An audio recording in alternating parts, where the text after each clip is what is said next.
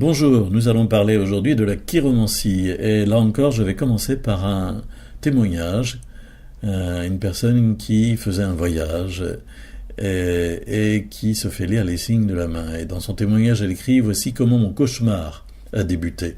Je viens de me fiancer et dans un même temps je suis heureuse à l'idée d'effectuer un voyage quelque part, je ne dirai pas le nom, en compagnie de mes parents. Et c'est sur cette terre orientale que tout se joue. Les différents paysages sont magnifiques. Seul ombre au tableau, le guide nous fait parcourir son beau pays et me lit les lignes de la main. Je me laisse faire naïvement. Et là, le verdict tombe. Je ne vais pas vivre vieille, mais ne serai pas confrontée à des problèmes d'ordre matériel. Une phrase vicieuse, entre parenthèses. Sur le moment présent, la première prédiction ne me fait pas spécialement sursauter de peur, mais à partir de ce moment-là, ma vie deviendra un stress permanent. 2 ans plus tard, je me marie, et je n'ai qu'une obsession en tête, la mort. Et ce n'est que quelques mois après mon mariage que je réalise que si j'y pense si intensément, c'est à cause de cette prédiction si profonde ancrée en moi. J'essaie de vivre malgré cela, ou plutôt survivre, je me plonge à 100% dans mon travail, pour oublier, tout simplement. Mais je suis complètement abattu par la fatigue nerveuse. Je résiste malgré tout. Encore 5 ans plus tard, je déménage ailleurs pour y rejoindre mon mari qui a débuté un nouveau parcours professionnel.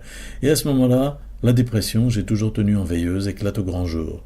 Je suis complètement déstabilisé et cette prédiction négative par rapport à la mort revient en moi avec encore plus d'intensité. En voulant me rassurer, je décide de me plonger dans plusieurs ouvrages de chiromancie, mais cette curiosité malsaine me fera encore tomber d'un étage. J'y découvre bien sûr encore plein de choses négatives me concernant, car après chaque chapitre, je fais la correspondance avec mes mains, et ce sont de tristes nouvelles que je décrypte, maladies, déséquilibres mentaux, etc. Regarder mes mains est devenu une véritable manie. À chaque fois, je veux me rassurer, et à chaque fois, je redécouvre un point négatif, c'est sans fin. J'ai des parents qui sont en souci permanent face aux problèmes que je vis, un mari attentionné qui essaye de me rassurer en vain. Je voudrais vivre avec pour seul bagage la liberté. J'ai reçu cette lettre il y a 30 ans, je n'ai pas su à l'époque aider correctement cette femme et si jamais elle entend cette vidéo, je lui en demande pardon, mais je n'étais pas suffisamment formé à l'époque pour bien comprendre. Voici à nouveau un témoignage intitulé « Prisonnière d'une fausse prédiction ». La personne écrit ceci « Il n'en fallait pas plus pour que se crée chez moi un blocage radical avec son cortège de mots, des apnées que je fais pour ne plus souffrir, et une période d'aménorrhée qu'aussitôt mon père et sa sœur soupçonneront être un début de grossesse.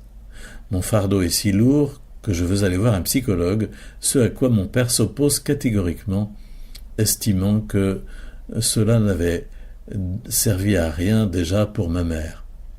Ma tante paternelle me met alors en confiance et me demande de l'accompagner au Mans chez une voyante dont elle me vend tous les dons et qui aidait un grand nombre d'étudiants. J'y vais donc en toute confiance. Nous nous asseyons, elle tire les cartes et me lance d'un ton péremptoire « Vous êtes enceinte ?» Moi de répondre aussitôt « Impossible, je n'ai jamais eu de relation. » Investie d'une autorité qui m'écrase, fixant ma tante, elle insiste. Elle est enceinte, il faut faire le nécessaire. À cet instant précis, je fixe son jeu de cartes et par un transfert inexplicable, les cartes deviennent comme des pages d'évangile. Sa parole devient une parole de vérité. Sa voix prend corps dans mes pensées. Cette femme me capte, me capture, elle s'empare de moi. Je suis perdu et surtout, je ne comprends plus rien. Comment ma tante, assidue à la pratique religieuse, peut-elle m'emmener consulter ce genre de personnage ? Ma tante m'emmène donc chez son médecin qui, bien entendu, confirme non seulement que je ne suis pas enceinte, mais encore que je ne me suis même jamais exposée à l'être.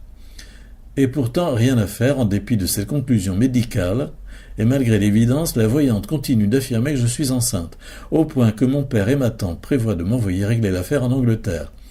Je suis le déshonneur de la famille, couverte d'insultes. Les prédictions et les menaces me tombent dessus.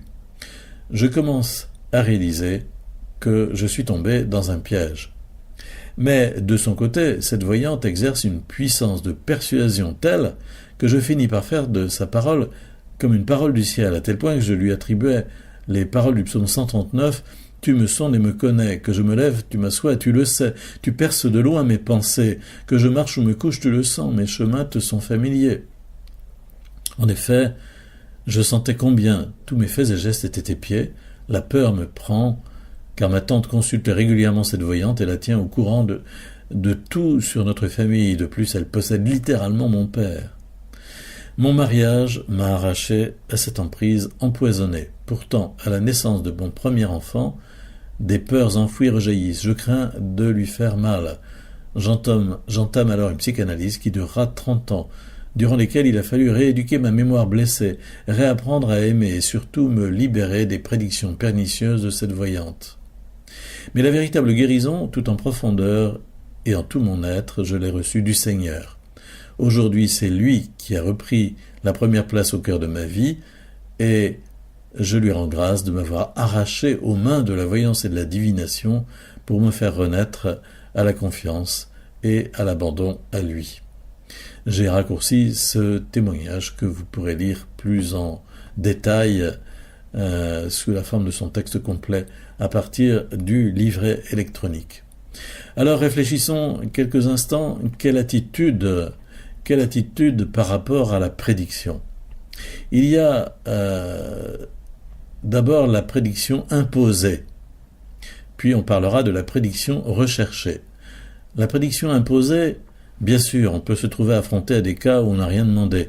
Je me souviens, lorsque j'étais potache au lycée, attablé avec un ami au café du coin, en train de siroter une menthe à l'eau, avoir vu une personne rentrer, se mettre à côté de lui et commencer à lui faire une séance de voyance en lui disant des choses personnelles alors qu'il n'avait rien demandé.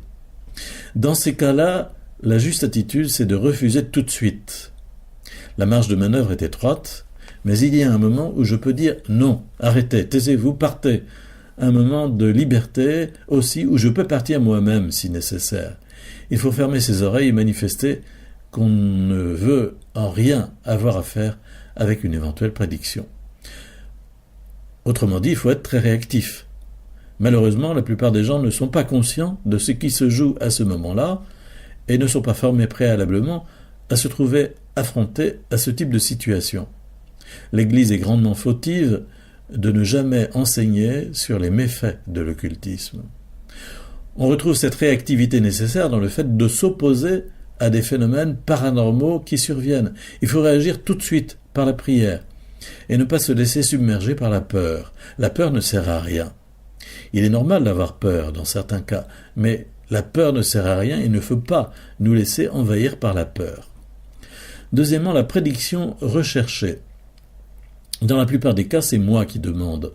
En allant consulter un médium, une cartomancienne, un voyant, je me suis exposé, j'ai engagé ma liberté, j'ai ouvert la porte. Faut-il s'étonner si la parole prononcée finit par s'incruster en moi? Lorsqu'une fausse prédiction m'a impacté, je suis déstabilisé.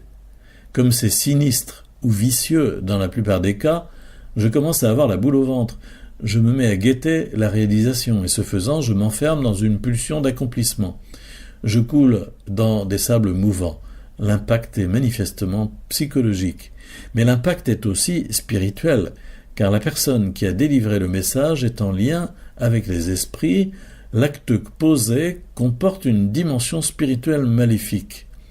Je ne parle pas ici de paroles vagues et floues qui s'adaptent au contour de ce que j'ai pu livrer moi-même dans ma demande. Ici, il s'agit plutôt de charlatans.